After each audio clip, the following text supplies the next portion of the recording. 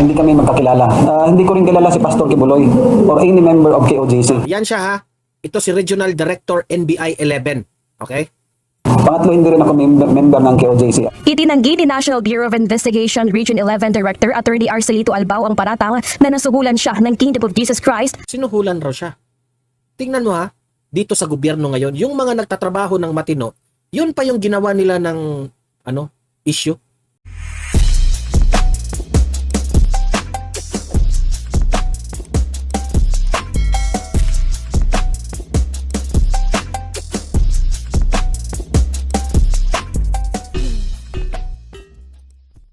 Magandang araw sa atin lahat mga kababayan.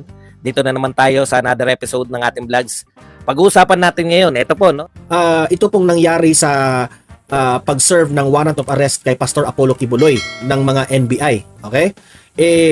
Sabi dito sa balita na NBI 11 exec itinangging tumanggap ng suhol mula kay Pastor Apollo Kibuloy sa KOJC inspection. Hindi ito scripted kasi napahiya siya ang PNP dito kung tutuusin. Para sa akin napahiya sila dahil itong balita na ito, bakit kailangan ng mga PNP na magdala pa sila ng mga almost 100 policemen, nagdadala pa ng, sabi nga nila, na overkill yung ginagawa nila. Well, itong NBI, libre silang nakapasok. Di ba? So napahiya sila ngayon dito. Kaya itong si Ablao ngayon, pinagbibintangan na tumanggap raw ng suhol. Kaya yan, pag-uusapan rin natin yan kasi dito mo talaga na makikita na bias na talaga ang itong mga media at some of the government agencies. Okay, so sige, tatalakay natin yan mamaya. Itong pang-apat na ating pag-uusapan nito, nakakasakit ito ng damdamin, no? Higit 591 billion planong ilaan sa ayuda sa ilalim ng 2025 proposed budget. Ayan, ayuda na naman. Ito na yung sinasabi ko, kayong mga taong bayan, huwag kayong magpadala dyan sa mga ayuda-ayuda na yan. Okay? Babantayan natin ang mga politicians na gagamitin itong mga ayuda para manalo sa eleksyon. Okay? Yan, pag-usapan natin yan mamaya. Ipapakita ko yung balita na yan. Bago ang lahat, bago natin ito pag-uusapan, help me po na i-like muna at i-share itong video na ito para guys, kakalat ito sa taong bayan. Okay? Sabay-sabay nating i-like muna at i-share itong video natin, Facebook at YouTube. 1, 2, 3, go! Okay? Like and share para maraming makalam. And also guys, paki-subscribe at paki-follow ito para lagi kayong updated sa mga balita na kagaya nito. At ma-notify ang inyong mga cellphones kung meron tayong breaking news. Okay? So, kagaya nito, breaking news ito. So, sabay-sabay natin i-follow, i-subscribe, Facebook at YouTube. Ready? Follow, subscribe. 1, 2, 3, go! Ayan, thank you very much. Okay, so punta tayo dito. Ito nga si Ablao Scripted raw yung ginawa ni Ablao doon sa pag-serve ng warrant of arrest doon sa loob ng KOJC. Binalita na wala, matiwasay. They have the freedom na nagsisearch sila doon. Hinanap nila si Pastor. Hindi nila nakita. So ngayon, mukhang napahiya yung PNP. Dahil yung PNP, ang daming kadramahan ang kanilang style of serving the warrant of arrest. Diba? Kung matatandaan natin. Napahiya sila dito sa ginawa ng NBI. Pwede lang pala na mag-serve na walang gulo. Bakit hindi ginawa ng PNP yan? So syempre, napahiya sila. Ngayon, ginawan ito, sinirsiraan na naman itong si Ablao. Grabe. Ito raw nangangalang Angel Stone, na dating miyembro di umano ng KOJC. Na ito raw si Ablao, itong sa NBI, Ablao, tumatanggap raw ng suhol kay Kibuloy. Or baka siguro kay Duterte rin. Tingnan mo nga naman. Ganyan sila Gagawa na naman silang istorya dahil napahiya sila. Dati nang sinabi ng mga legal counsel ng KOJC na wala nga si Kibuloy dyan sa loob ng KOJC. Hindi kayo maniniwala. Ngayon, itong NBI, ginawa yung tama, nag-follow po sila sa proseso, nag-follow po sila sa batas. Paano naging scripted yan? Eto, yung balita. Panoorin nyo. Hindi kami magkakilala. Hindi ko rin kilala si Pastor Kibuloy or any member of KOJC. Yan siya ha. Ito si Regional Director NBI 11. Okay? Pangatlo, hindi rin ako member ng KOJC. Itinanggi ni National Bureau of Investigation Region 11 Director Attorney Arcelito Albao ang paratang na nasuhulan siya ng Kingdom of Jesus Christ. Sinuhulan raw siya. Tingnan mo dito sa gobyerno ngayon, yung mga nagtatrabaho ng matino, yun pa yung ginawa nila ng issue. Grabe. At protector siya ni Apollo Kibuloy. At protector raw. Hindi nga, sabi nga niya, hindi siya taga Davao. Paano naging protector siya? Hindi niya nga kilala si Kibuloy. Hindi niya nga kilala si Duterte. Bakit naging protector yang si Ablao na yan? Ah. Pahiya lahat. Ah. Baka, di natin alam ha. Ito, analysis ko lang. Baka sa susunod na buwan, matatanggal na ito. Na matino lang itong nagtatrabaho.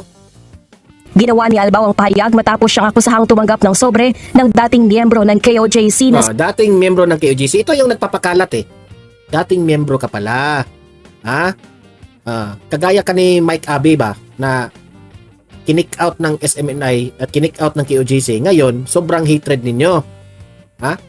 Saan ang ebidensya mo? Ha? Ikaw? Saan ang ebidensya mo? Courtesy of Office of Senator Hontiveros oh. Pinapiniwalaan pala ito ni Hontiveros. si Arlene Stone. Pero gihit ng opisyal, imposible ang aligasyon ni Stone dahil hindi naman sila magkakilala. Yan si Arlene Stone. Yan ang mukha niya. Yan ang nag-aakusa na ito raw si Ablao sinusuhulan ni Kibuloy. Kung BO ka naman no, paano masusuhulan ang isang Ablao NBI 11 na hindi nga makita-kita si Pastor Apollo Kibuloy? Nasaan ba ang logic ninyo? Saan ba ang utak ninyo dyan? Hindi nga makita si Kibuloy. Nowhere to be found. At ngayon, binabayaran? Tangnang yan. At minsan ay hindi sila nakita sa personal. Wala na rin umano si Stone sa Pilipinas nang i-assign siya sa Davao Region ni Pangulong Ferdinand Marcos Jr. noong 2000. Wala ka pala sa Pilipinas o paano mong nasasabi? Ang grabe ka naman. Gawa-gawa ka ng kwento at ito namang si Hontiveros, naniniwala ka naman dito. Nandun ka sa labas eh. Paano mo nalaman na binayaran siya? Grabe naman ang radar mo. 22. Hindi din niya ako kilala. I'm sure. Kasi wala man ako dito sa Davao naka-assign. Correct. And yung sinasabi niyang binibigyan niya ako ng pera, paano? Nasa US siya. Papadala niya sa bank account ko. Pero ang sabi niya kasi, sobre-sobre daw binibigay niya sa akin. Para maniniwala sila sa inyo, Ablao, ipapakita mo yung bank account mo kung binabayaran ka pa talaga. Di ba? Kasi imposible yan eh. Hindi rin ako maniniwala na ang taga KOJC at si Pastor Apollo Kibuloy na magbibigay ng suhol dito sa NBI. Hindi ganyan ang mga Duterte. Hindi ganyan ang mga taga KOJC at si Pastor Kibuloy. Walang ugali na ganyan. Sabi pa nga nila, ang KOJC walang korupsyon, kaya nga umuunlad ang KOJC. Kasi umuunlad sila sa walang korupsyon, zero corruption. Tapos pagbibintangan nyo na sinusuhulan ni Kibuloy? Utak, utak ipis. Personally. Pinasinungalingan rin ni Albao ang akusasyong mayroon siyang koneksyon sa Alam mo, NBI 11 Ablao, good job sa inyo, good job. puganteng si Kibuloy. You are being fair, okay? Fair ka lamang. Ang ugali mo, style mo, Duterte. You are being fair, pero ikaw pa yung binabatikos ngayon sa kanila. At remember, I think UNTV at News 5 siguro ang nagbabalita lang dito. Yung iba hindi. Hindi nga nila kino-cover yung paglusob ng NBI o pag search warrant ng NBI sa KOJC. Hindi kino-cover ng mga mainstream media. Di ba? Ganyan sila. Dahil alam nila kung i-cover nila ito, mapapahiya ang PNP. Isang beses lang din naman niyang nakita sa personal si dating Robby Tabios, walang magawa yan. Pangulong Rodrigo Duterte kaya malabo ang sabihing kaibigan siya nito. Na-meet ko siya sa isang parang incidentally sa isang event. Hindi niya ako kilala man personally. Nanindigan na rin ng NBI Davao Chief na hindi scripted ang ginawa nilang paggalugad sa compound. Ayan, may video naman siguro. NBI 11.